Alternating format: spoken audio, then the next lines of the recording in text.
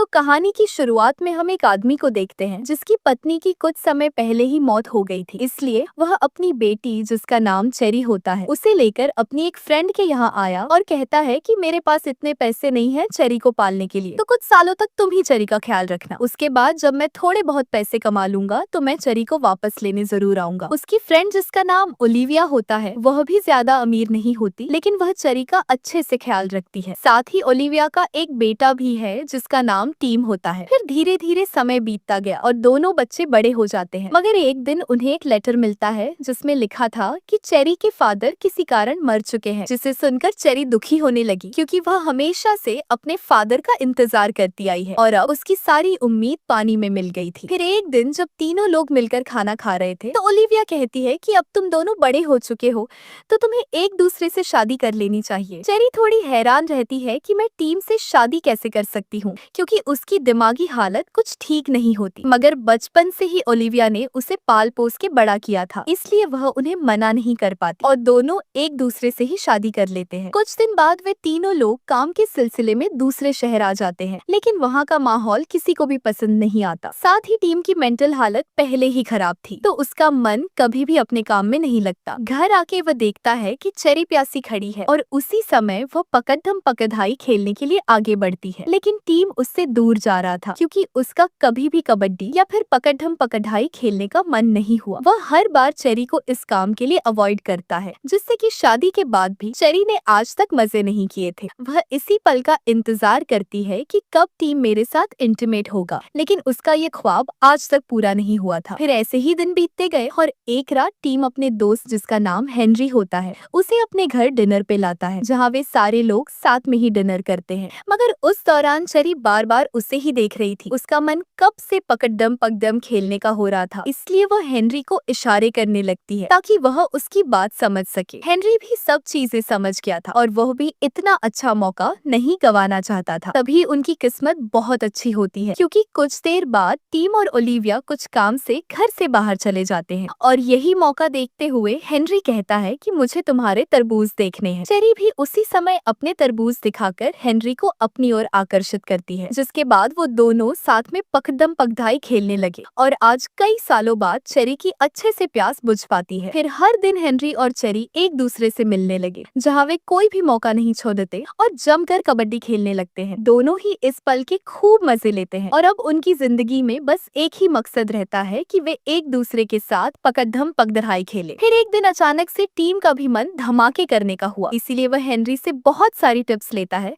कि मैं किस तरह चेरी को खुश कर सकता हूँ। तो हेनरी भी उसे बहुत सारी बातें बताता है, जिसके बाद टीम फाइनली कुश्ती के मैदान में उतर जाता है। लेकिन यह उसका फर्स्ट टाइम था, इसलिए वह जल्दी ही थक गया। चेरी भी खुश नहीं हो पाती, क्योंकि उससे अच्छा तो हेनरी उसके साथ कबड्डी खेलता था। फिर एक दिन जब चेरी और हेनरी एक साथ एंजॉय कर रहे थे तो अचानक से रूम में ओलिविया कुछ सामने लेकर आ जाती है, पर तब हेनरी कहीं छुप गया और बड़ी ही मुश्किल से वह ओलिविया की नजरों से बचता है। मगर यहाँ से उनके लिए कठिनाई बढ़ती जा रही थी, क्योंकि रात के समय टीम कहता है कि मैं इस जगह अच्छे से काम नहीं कर पा रहा हूँ, तो कुछ ही दिनों में हम वापस अपने गांव चले जाएंगे ताकि वहाँ जाकर मैं अपना पुराना वाला काम कर सकूं। ये सुनकर चेरी थोड़ा हैरान हुई। उसे पता था कि अगर मैं गांव गई तो मेरे साथ पकड़म पकड़ाई खेलने वाला कोई नहीं बचेगा, इसलिए वह यह सारी बातें हेनरी को जाकर बताती है कि टीम मुझे गाँव ले जा रहा है, जिसके बाद मैं तुमसे कभी भी नहीं मिल पाऊंगी। मगर हेनरी को तो किसी भी हाल में पकड़म पकड़ाई खेलने का भूत सवार था, इसलिए वह किसी भी चीज पर ध्यान नहीं देता और कहता है कि अगर हमें कबड्डी साथ में खेलना है तो उसके लिए टीम को रास्ते से हटाना होगा। वह एक प्लान बनाता है जिससे कि अगर वे टीम को मारते तो उसकी मौत एक एक्सीडेंट लगती, और प्लान के मुताबिक अगले दिन वह टीम को एक जगह की ओर ले जाने लगा, जहाँ रास्ते में ही टीम थककर सो जाता है और इसी मौके का फायदा उठाकर चेरी और हेनरी एक साथ एंजॉय करने लगते हैं। थोड़ी देर बाद जब टीम की भी आंखें खुली तो वे आगे के सफर में निकलते हैं, जहाँ वे एक नदी के पास आए और तीनों लोग एक बोट के सहारे अपनी मंजिल की ओर जाने लगे। मगर इसी जगह वे लोग टीम को मारने वाले थे और जब उनकी बोट बीच नदी में पहुंची तो अचानक से हेनरी टीम को लेकर नदी में खुद जाता है, ताकि वहां बाकी के लोगों को लगे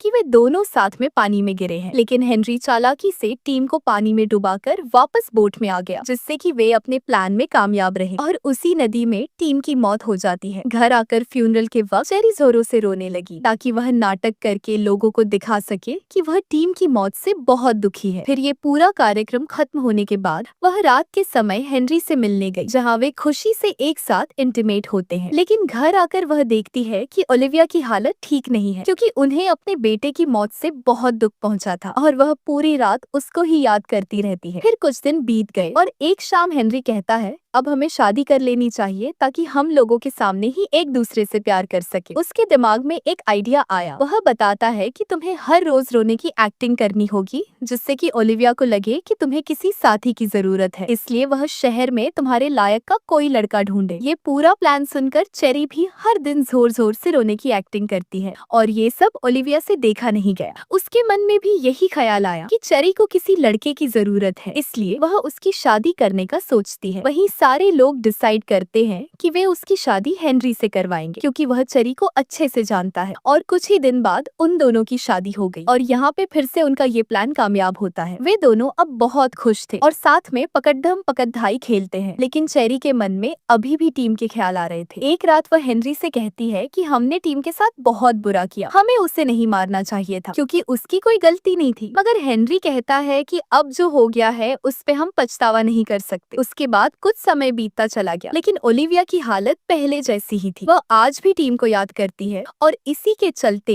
एक दिन उनकी बहुत बुरी तबीयत खराब हुई और उनका आधा शरीर पैरालाइज हो जाता है। चेरी उनका बहुत ख्याल रखती है क्योंकि वह जानती थी बचपन में ओलिविया ने भी मेरा ख्याल रखा था। साथ ही हेनरी से जितना हो पाता है वह भी मदद करने की पूरी कोशिश करता है। मगर एक दिन उसके दिमाग में लालच आ गया और वह ओलिविया की प्रॉपर्टी में अपना हाथ मारना चाहता था, इसलिए वह उसे मरने में तुला रहता है। लेकिन इस बारे में चेरी को भी आइडिया हो चुका था, तो वह हर वक्त ओलिविया के साथ रहकर उनका ख्याल रखा करती थी। पर ये सब ज्यादा दिन नहीं चला, क्योंकि हेनरी का लालच बढ़ते जा रहा था और गुस्से में वह चेरी से भी लड़ पड़ता है। उसे किसी भी हाल में सारी प्रॉपर्टी का मालिक बनना था और इसी लड़ाई के दौरान वह ओलिविया के सामने राज खोल देता है कि मैंने और चेरी ने मिलकर टीम को मारा है। ओलिविया ने सारी बातें सुन ली थी, मगर वह पहले से बहुत बीमार होती है, इसलिए वह किसी को भी हेनरी और चेरी की सच्चाई के बारे में नहीं बता पाती, जिसके चलते ये राज उनके अंदर ही दफन रहता है। अगले दिन हेनरी एक दुकान से जहर की दवाई लेता है ताकि वह आज सारा किस्सा ही खत्म कर दे। वह किसी भी हाल में ओलिविया की जान के पीछे पड़ा था, पर दूसरी ओर अचानक से ओलिविया का एक हाथ काम करने लगता है, इसलिए वह जमीन में लिखती है कि टीम की मौत का गुनहगार चेरी और हेनरी है। तभी कुछ लोग भी वहाँ आकर ये पढ़ लेते हैं और अब उन्हें भी समझ आ गया था कि चेरी और हेनरी ने टीम को मारा है, तो वे पूरे शहर में उन दोनों को ढूंढने लगते हैं। वहीं हेनरी जब वापस घर आया तो उसे भी सब चीज के बारे में पता चल गया था, इसलिए वह चेरी को कहता है कि हमें यहाँ से भागना होगा और साथ ही ओलिविया की जान लेनी होगी ताकि लोग हमें न पकड़ सके। वे दोनों जल्दी से ओलिविया को लेकर नदी के पास आए ताकि उसे भी टीम की तरह मौत दे सके। और तभी चेरी और हेनरी को एहसास हुआ कि हम ये सब गलत कर रहे हैं, क्योंकि हम अपने फायदे के लिए लोगों को बेवजह मारते जा रहे हैं। इसलिए वे खुद ही डिसाइड करते हैं कि अब हम भी खुद को मार देंगे। वे जहर को ड्रिंक में मिलाकर पी लेते हैं, जिससे कि दोनों की वहीं पे मौत हो जाती है और इसी के साथ हमारी ये मूवी एंड होती है। अगर मूवी अच्छी लगी हो तो वीडियो को लाइक करके चैनल को सब्सक्राइब कर देना। मिलते हैं फिर अगली वीडियो में।